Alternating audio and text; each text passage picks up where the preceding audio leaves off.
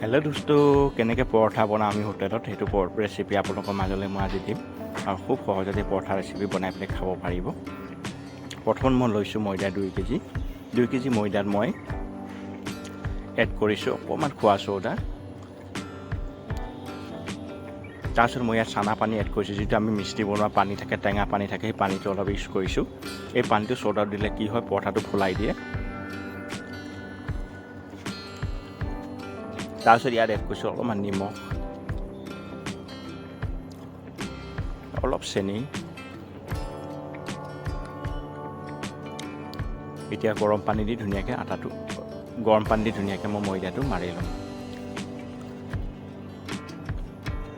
মই মাৰি ৰেডি কৰি ল'লোঁ। হোটেলত যেনেধৰণে বনোৱা হয় তেনেধৰণে বনাইছোঁ মই, আৰু গুটি কাটি ৰেডি কৰি ল'লোঁ। এতিয়া কি কৰিম, মই এটা ধুনীয়াকৈ পাতলাকৈ বেলিম, আপোনালোকক দেখাই দিম কেনেকৈ ধৰণে পেষ্ট দিব পাৰিব। পেষ্ট বহুত ধৰণৰ আছে, মই এটা চিম্পুলকৈ শিকাই দিম। অকণমান ৰিফাইন অইল লগাই দিছোঁ, তাৰপিছত অকণমান শুকান ময়দা মই লগাই দিছোঁ। লগোৱাৰ পিছত এনেকৈ মই এটা হাতে আপোনালোকক দেখাই দিছোঁ, দুটা হাতে হ'লে সুবিধা হ'ব। এনেকৈ ধৰি অলপ প্ৰেছ দি দিব লাগে, এনেকৈ দেখিছে। এতিয়া ধুনীয়াকৈ গোলকৈ মই ঘূৰাই দিম। এনেকৈ দিলে কি হয় জানেনে, যেতিয়া পৰঠাটো খাব নহয়, এটা সূতা ওলাই যাব আৰু খুব ধুনীয়া হয় আৰু খুব নৰম হয়। এনেকৈ গোটেইখিনি মই আকৌ ৰেডি কৰি ল'ম।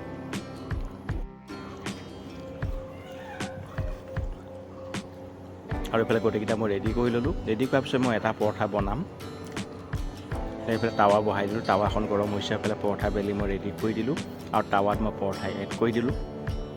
এড কৰাৰ পিছত একফালে যেতিয়া ফ্ৰাই হৈ যাব, আনফালে মই পাল্টি কৰি দিছোঁ। এতিয়া ওপৰত অলপমান ৰিফাইন অইল এড কৰি দিছোঁ। যদি বাটাৰ আছে বাটাৰ দিব পাৰে, যদি ৰিফাইন আছে ৰিফাইন দিব পাৰে, বা যদি ঘিউ আছে ঘিউ দিব পাৰে। ধুনীয়াকৈ মই ফ্ৰাই কৰি ল'ম প্ৰথমতে।